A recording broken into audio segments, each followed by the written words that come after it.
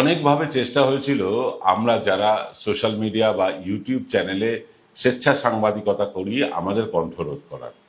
প্রথমে আমাদের নোটিশ পাঠানো হয়েছিল, আমি অন্তত পেয়েছিলাম, মেল করে নোটিশ পাঠানো হয়েছিল যে রেজিস্ট্রেশন করতে হবে, সরকারের রেজিস্ট্রেশনের আওতায় আসতে হবে। তাতে কি লাভ কি লোকসান ইউটিউব চ্যানেল তা কিছু বলা ছিল না, কিন্তু সরকারের কাছে নথিবদ্ধ করতে হবে যে আমরা ইউটিউব চ্যানেল চালাই। এর জন্য আমাদের আলাদা করে যেমন সংবাদপত্র বা টেলিভিশনকে অ্যাক্রিডিটেশন দেওয়া হয়, সেরকম অ্যাক্রিডিটেশন দেওয়ার কোনো পদ্ধতি আমাদেরকে বলা ছিল না, কিন্তু বলা ছিল রেজিস্ট্রেশন করতে হবে। অর্থাৎ রেজিস্ট্রেশনের মানেই আপনি সরকারের র্যাডারে পড়ে গেলেন, সরকার আপনাকে নিয়ন্ত্রণ করবে, সরকার আপনাকে নিজের মতন করে ব্যবহার করতে চাইবে। অনেকেই রেজিস্ট্রেশন করেছিলেন, আমরা যেমন করিনি অনেকেই করেনি। তো ফলে এই ব্যাপারটা পুরো বিষ বাঁও জলে চলে গিয়েছে। তারপর আনা হয়েছিল একটা বিল প্রস্তাব যে সংসদে একটা আইন করা হবে যে এই সব ইউটিউব মিডিয়াগুলো বা সোশ্যাল মিডিয়াগুলোকে নিয়ন্ত্রণ করার দরকার। এই সব সোশ্যাল মিডিয়াগুলো ভারতে বিভিন্ন ফেক নিউজ ছড়াচ্ছে, বিভিন্ন রকম অশান্তির কারণ হয়ে উঠছে। সেটাও কিন্তু সম্ভব হয়নি বিরোধীদের চাপে। এরপর যে সিদ্ধান্তটা সরকার নিয়েছে বা সরকার আদালতের মাধ্যমে যে সিদ্ধান্ত নিয়েছে সেটা কিন্তু ভয়ঙ্কর কঠিন। বেশ কিছু ইউটিউবারদেরকে মুখ বন্ধ করবার জন্য আদেশ দিয়ে দেওয়া হয়েছে। আজকে প্রবীর প্লাসের যে আমাদের 5টার প্রবচন অনুষ্ঠান, তাতে আলোচনা করব তাই নিয়ে।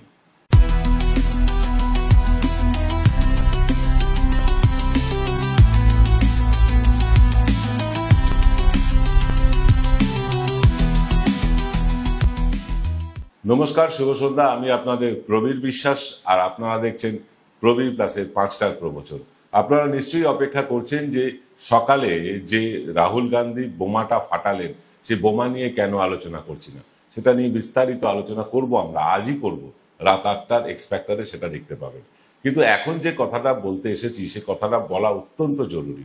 দেখুন, রবিশ কুমার, অজিত আঞ্জুম, অভিষার শর্মা, ধ্রুব রাঠি, আকাশ ব্যানার্জি, সঞ্জয় শর্মা, এইরকম বিভিন্ন ইউটিউবারদের কাছে দিল্লির রোহিণী আদালত থেকে এবং দেশের সূচনা এবং প্রসারণ মন্ত্রক থেকে, তার সাথে ইউটিউব থেকেও নোটিশ গিয়েছে। কি নোটিশ গিয়েছে? যে আদানির দিকে আঙুল তোলা সমস্ত ভিডিও আগামী 36 ঘন্টার মধ্যে মুছে দিতে হবে। গতকাল রাতে মধ্যরাতে এই নোটিশটা সার্ভ হয়েছে। 36 ঘন্টার মধ্যে আদানির দিকে আঙুল তোলা যে ভিডিও সেগুলো মুছে দিতে হবে। অর্থাৎ ধরুন, সংসদে যে কথা বলা হয়েছে আদানিকে নিয়ে, দেশি বিদেশি কাগজে যে ছাপা হয়েছে আদানিকে নিয়ে খবর, কিংবা প্রেস কনফারেন্স করে বিভিন্ন নেতারা আদানি সংক্রান্ত যে সমস্ত অভিযোগ করেছেন, সেই অভিযোগের তথ্যের ভিত্তিতে বা তথ্যের সূত্র অনুযায়ী যে সমস্ত ভিডিও তৈরি করা হয়েছে সব নাকি ডিলিট করতে হবে 36 ঘন্টার মধ্যে। ভেবে দেখুন, আদানির বিরুদ্ধে কোনো কথা বলা যাবে না। কি এই হরিদাস পাল আদানি? তিনি একজন ব্যবসায়ী ছাড়া কিছু না, এবং এই এমন এক ব্যবসায়ী যার সম্বন্ধে ভুড়ি ভুড়ি অভিযোগ, সেই অভিযোগ তোলা যাবে না আপনাদের কাছে? তার অভিযোগের কথা, তার কুকীর্তির কথা বলা যাবে না আপনাদের কাছে? এইরকম একটা আদেশ আদালত দিতে পারে কখনো? কিন্তু দিয়েছে। দেখুন, পরঞ্জয় গুহ ঠাকুরটা আমার অত্যন্ত শ্রদ্ধার মানুষ। পরঞ্জয় গুহ ঠাকুরটা বলুন, রবিশ কুমার বলুন, আকাশ ব্যানার্জি বলুন, প্রজ্ঞা ঠাকুর বলুন, অভিষার শর্মা বলুন, এর মধ্যে দু একজনকে আমি ব্যক্তিগতভাবে চিনি, তারাও আমাকে ব্যক্তিগতভাবে চেনেন। এবং এইরকম মানুষগুলো যারা স্বেচ্ছা সাংবাদিকতা স্বেচ্ছা সাংবাদিকদের তাদেরকে কখনো গুজরাটে রাখা হচ্ছে আদালতে, কখনো দিল্লির আদালতে ডেকে পাঠানো হচ্ছে, কখনো গৌহাটির আদালতে টানাটানি করা হচ্ছে। এইসব করে তাদের তো হয়রানি করা হচ্ছে। তারা নিজেদের কাজটাই ঠিক মতো করতে পারছেন না। তারা যাতে নিজেদের কাজটা করতে না পারেন, দেশের বিভিন্ন আদালত তাদের ডেকে পাঠাচ্ছে বিভিন্ন সময়। আমি জানি না কেন এটা হচ্ছে। সংবাদ মাধ্যমের স্বাধীনতা কেড়ে নেওয়া হচ্ছে ভারতে। এটা আজকে থেকে না, দীর্ঘদিন থেকে। গত 3 বছরে সংবাদ মাধ্যমের যে স্বাধীনতা, তার সূচকে ভারতের অবস্থান কোথায় জানেন? 2023-এ ছিল 161তম, 2024-এ একটু কমে হয়েছে 159তম, আর 2025-এ কমে হয়েছে 151তম জায়গায়। তার বুঝে নিন যে 2025-এ এইরকম একটা জায়গায় দাঁড়িয়েও আমাদের আগে আরো 150খানা দেশ আছে যেখানে স্বাধীনভাবে সাংবাদিকতা করা যায়।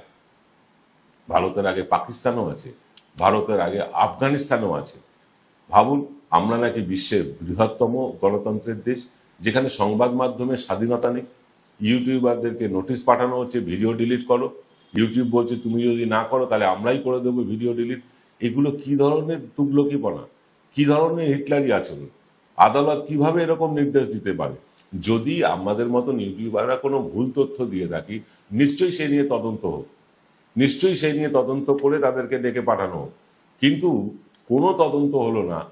মানে আমেরিকার কোনো খবরের কাগজে, ধরুন নিউ ইয়র্ক টাইমসে এই আদানি সংক্রান্ত যে খবর বেরিয়েছিল, সেই নিউ ইয়র্ক টাইমসের খবরের সূত্র ধরে আমরা অনুষ্ঠান করেছিলাম, যেটা আদানিকে নিয়ে মামলা চলছে আমেরিকার, আমরা অনুষ্ঠান করেছিলাম।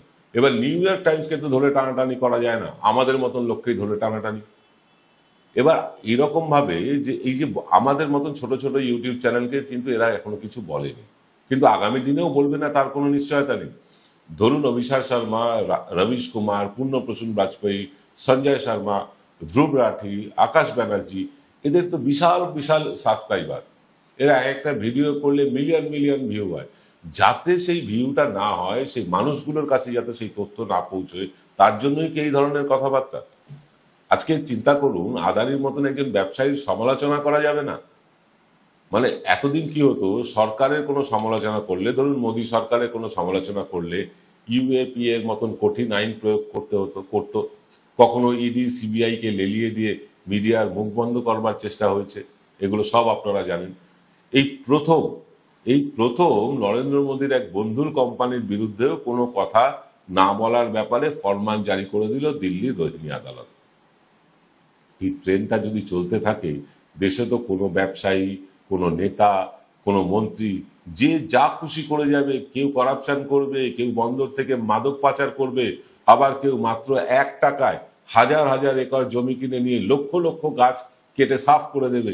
কিছুই তো বলা যাবে না, আমরা কোনো প্রতিবাদ করতে পারবো না। শুধু সরকারের চাটুকারিতাই করতে হবে ইউটিউব চ্যানেলগুলোকে বা ওয়েব পোর্টালগুলোকে চালাতে হলে। এরকম ভয়ঙ্কর তানাশাহী, এরকম ভয়ঙ্কর স্বৈরাচারিতা মানে স্বাধীনতার পরে ভারতবর্ষ দেখেনি।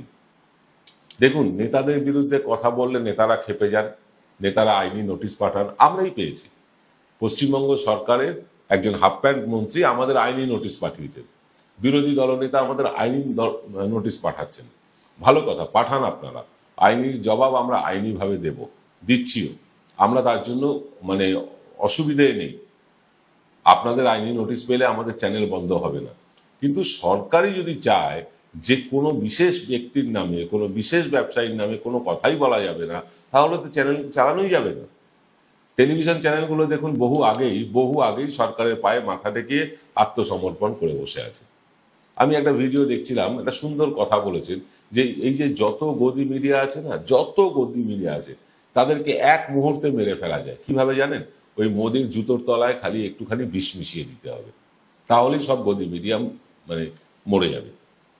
কিন্তু এই যে আত্মসমর্পণ করা গদি মিডিয়া, শুধু টেলিভিশন মিডিয়ার কথা বলবো না, কিছু ইউটিউব চ্যানেলও আছে তাই করে যাচ্ছে তারা। কিন্তু হাতে গোনা কয়েকটা ইউটিউব চ্যানেল আর ওয়েব পোর্টাল অবশিষ্ট ছিল, যারা আমার আপনার হয়ে সরকারি বেসরকারি ক্ষেত্রে অন্যায় অবিচার হলে তার প্রতিবাদ করত। এবার তাদেরও হয় চাটুকারিতা করতে হবে সরকারের, আর না হয় চ্যানেল বন্ধ করে দিতে হবে। তো এনকে ডিজিটাল প্রবীর প্লাস কি করবে? আমরা কিন্তু চ্যানেল বন্ধ করে দেবো, আমরা চাটুকারিতা করব না। যদি তেমন দেখি আমাদের উপর কোনো প্রেশার আসছে যে হয় আমাদের পা চাটো অথবা চ্যানেল বন্ধ করো, আমরা দ্বিতীয় অপশনটা বেছে নেব। আমাদের এই চ্যানেল চালিয়ে তো আমাদের পেট চলে না, বরং এই চ্যানেল চালাতে গিয়ে আমরা সর্বশান্ত হয়ে যাচ্ছি। কিন্তু তারপরেও আমরা বন্ধ করিনি আমাদের আওয়াজ, বিশ্বজোড়া বাঙালির আওয়াজ। এনকে ডিজিটাল বন্ধ হয়নি, বহু চেষ্টা হয়েছে, চ্যানেল বন্ধ করে দেওয়া হয়েছে, চ্যানেল হ্যাক করে দেওয়া হয়েছে, ইনকাম ট্যাক্স পাঠানো হয়েছে, মারধর করা হয়েছে, হুমকি ফোন তো প্রতিদিনই আসে, তারপরেও আমাদের চ্যানেল বন্ধ হয়নি। কারণ কি জানেন? আমরা আপনার হয়ে কথা বলি, আমরা আপনার হয়ে প্রশ্ন রাখি, আমরা আপনার হয়ে সরকারের কাছে জানতে চাই এই কাজটা কেন সরকার করলো না, ওই কাজটা সরকার কেন করছে, আমরা জানতে চাই। যতটা রাজ্য সরকারের কাছে জানতে চাই, ততটা কেন্দ্রীয় সরকারের কাছে জানতে চাই। ফলে আমাদের সাঁড়াশি চাপ। রাজ্য সরকারের সমর্থকরাও আমাদের গালমন্দ করেন, কেউ বলেন চটি চাটা, কেউ বলেন গোমূত্রখোর। যাই বলুন, যাই বলুন, কিন্তু বাঙালির হয়ে কথাবার্তা বলা, বাঙালির হয়ে আওয়াজ তোলা আমরা কখনো বন্ধ করব না। এটা দায়িত্ব নিয়ে বলছি, প্রয়োজনে চ্যানেল বন্ধ করে দেবো, কিন্তু আমরা এটা করতে পারবো না, করব না। কিন্তু এই যে যেভাবে দিল্লির একটা জেলা আদালত, রোহিণী আদালত থেকে যেভাবে ফরমান জারি হলো যে পুরনো ভিডিওগুলো সব ডিলিট করে দাও, আদানির নামে যে কথাগুলো তোমরা বলেছো, কেন? যদি আদানির নামে কোনো কেউ ভুল কথা বলে থাকে, তাকে কোয়েশ্চেন করা হোক যে আদানির নামে এই ভুল তথ্য দিয়েছো, ভুল তথ্য পরিবেশনের জন্য যা শাস্তি হয় তাই দাও। কিন্তু ভিডিও ডিলিট করতে বলার কারণটা কি? আদানির বন্দর থেকে কি হাজার হাজার কোটি টাকার মাদক পাচার হয়নি? সেই মাদকের টাকা দিয়ে, সেই মাদক পাচারের টাকা দিয়ে কাশ্মীরে উগ্রপন্থা হয়নি? এগুলো তো সবাই প্রমাণ করে দিয়েছে। তারপরেও কেন বন্ধ করা হবে? আদানি 1 টাকা দিয়ে হাজার হাজার একর জমি কিনে নিচ্ছে না? তার বিরুদ্ধে প্রতিবাদ করা যাবে না? আসামে আদানিকে যেভাবে জমি দিয়ে দেওয়া হয়েছে তার প্রতিবাদ করা যাবে না? জল, জঙ্গল, জমি এ তো আদিবাসীদের, এ তো দলিত মানুষদের। তাদের অধিকার কেড়ে নিলে আমরা সরব হব না? তো কারা সরব হবে? আসলে সরকার এবং সরকারের বন্ধু ব্যবসায়ীদের বিরুদ্ধে কোনো কথাই বলা যাবে না। যখনই কথা বলা হবে, তখনই কিন্তু এই সরকার গলা টিপে ধরবে। আমরা ছোট চ্যানেল, আমাদের মানে আলতো করে গলা টেপা হয়, কখনো আইনি নোটিশ পাঠিয়ে, কখনো হয়তো ইনকাম ট্যাক্স পাঠিয়ে, কখনো হয়তো ধাক্কাধাক্কি করে, কখনো হয়তো হুমকি ফোন করে। এটা আমাদের মতন ছোট চ্যানেলকে এটা করা হয়।